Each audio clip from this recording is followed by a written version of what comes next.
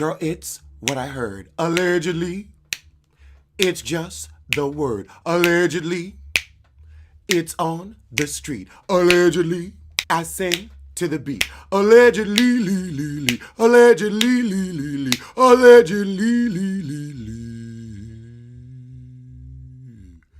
Allegedly. While I give you a Nene Leakes cold shoulder, let's see what Gabrice and Gabrissy have to say. Y'all are so lucky you don't have to listen to this thick tongue for an hour. Gizelle Kobe Bryant, that's what you gonna call her? Let's respect the dead. Carlos gonna say in high school he was voted most liked. Most liked, not most popular? Most liked. Okay, girl, most liked. I don't know if I buy that. And when are you going to address Candy and the fact she accused you of stealing her life story? What about Candy? Candy? When you gonna talk about Candy Purse? When? When are you going to address the attempted theft of her life story? When we gonna talk about that, most liked? When will your thick tongue tell the truth? He was voted class gossip. Now that I would believe, because you seem like a snitchy sissy. Gizelle, where were you when you found out you made my top 10 list? Like, my top 10 list. Sweetie, your list don't matter. You don't even work with Bravo no more. Carlos, you weren't at BravoCon. Why not? Fascinating. God, we're still going on like 6 minutes in about her reaction to this dang Sissy's Choice Award? Oh, God, now he's going on about Gizelle's beauty. And I'm sorry, I saw the heifer in person and she ain't the prettiest on Bravo.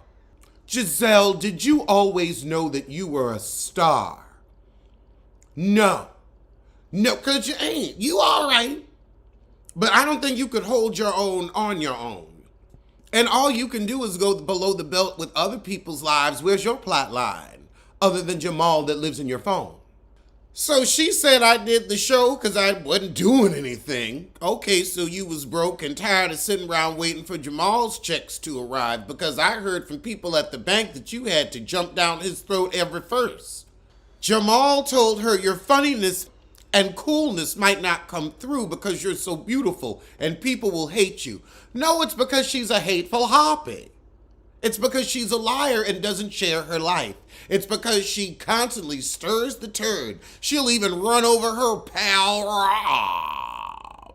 Gizelle is funny and likable? Where, Carlos? Where?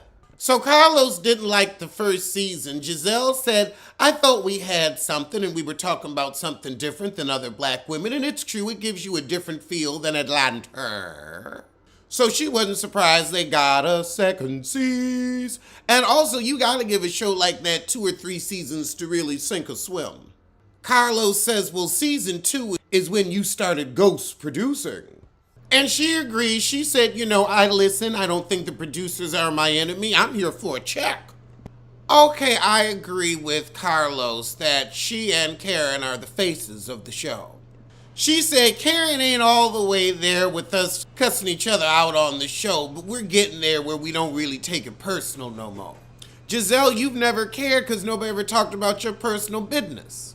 But when she called you a Hampton University whore, stir that turd, Carlos. Stir that turd. Gizelle, you gonna say, well, I'm formally educated at Karen and you're not, but you ain't do shit with your degree. Except get your MRS from a guy who left you and now lives in your phone and cheated on you for the duration of the union.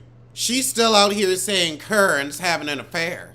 But a lot of people have questioned Robin's relevance. Ain't nothing to question because ain't nothing there.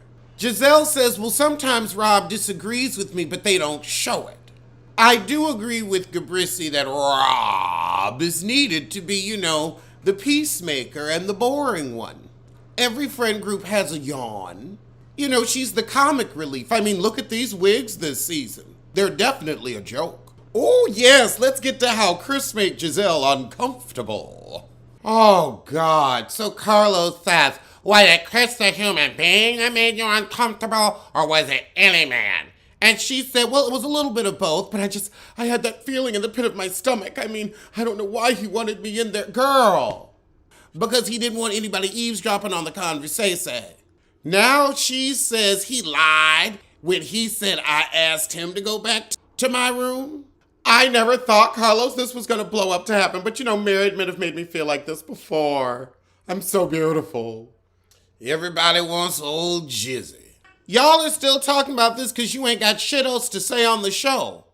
Carlos King asks her, Gizelle, how do you feel when people say your ghost producing has gone too far? Nobody's ever said that to her. We just said, where's your plot line, heifer? Where? Ooh, how do you feel about ruining Chris Bassett's reputation just for a storyline? So now Giselle's like, it's not that big of a deal. Just apologize and move forward. Candace is making it a big deal. Oh, God, we're still going on about this. Now it's, well, Candace is so immature, that's why she's keeping it going. Because a grown woman would have just told her husband to apologize. I don't know why we're still talking about this, although that's been all you've talked about for the past 30 minutes. So Carlos asks her, so since you decided to not talk about your business, is that your shut it down strategy? And she says, well, me and Jamal know our truth, and I don't need to explain anything to the binder girl or to anyone. You just don't want to put your child support checks in jeopardy. She said, I ain't explaining things that ain't y'all's business, 'cause ain't nobody's business but mine. Oh, goodness, but she needs an African dress for Portia's wedding? Are they filming? Oh, Gizelle, are you dating? You found someone to tie a yellow ribbon round your old oak tree neck? She said, I'm making this time about my kids before they leave the nest, and then I'ma hoe it up. Oh, God, Gizelle, it's not she don't have a man, she don't have a man. You never tell us about your real relationships, you fake the funk, and you're on a show called Real Housewives. It's not real singles, it's not real mamas, it's Real Housewives. And you come for other people's marriages and relationships. If you kept them out your mouth, we wouldn't say nothing about yours. So no, we're not saying the only reason a woman has to breathe is because of a man. But when you constantly attack other people's relationships, when you go after people's miscarriages, when you're on a show called Real Housewives, and when you fake the funk with your relationships, we're going to talk about your manless ass. Especially when you're such a great beauty. You can't even get a date to a wedding, but oh, I'm such a great beauty. I can't be in a room with a man alone. I'm just so beautiful. That's why we feel free to speak. Carlos said, and you've never met a hater. No, she's not interesting enough to have haters. Actually, she has met a hater. She met Monique, and if Monique stayed on long enough, she would have gotten popped too. So, Karen versus Charisse, what's the tea? Gizelle said the tea will be spilled on Karen and her secret lover later in the series. I can't wait to see. All right, well, that was the shit, but I'm going to see you soon, because who else was he talking to? Oh, Dr. Wendy. All right, let's see her opinion. Alleged what? Alleged who? Allegedly, allegedly. Don't blame, don't sue. Allegedly, allegedly, allegedly.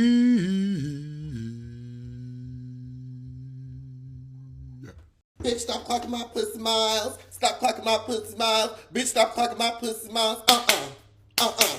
This ain't your odometer. Not your odometer. Not your odometer.